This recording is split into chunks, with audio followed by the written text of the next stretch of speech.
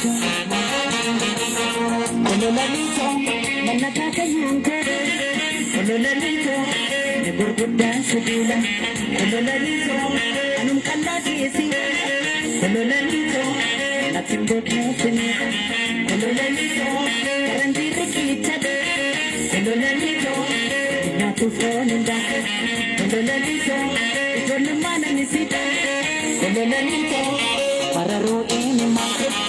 Ololalito, kololani, kololani, hindi kisito, marang tuto, marachi alisa.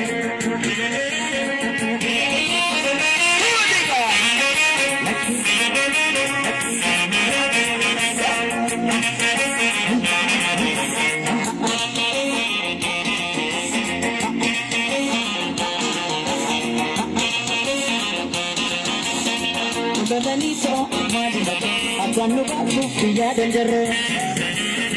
Ini kisito, agar lupa buktinya dan jeruk. Ada dosa kopi.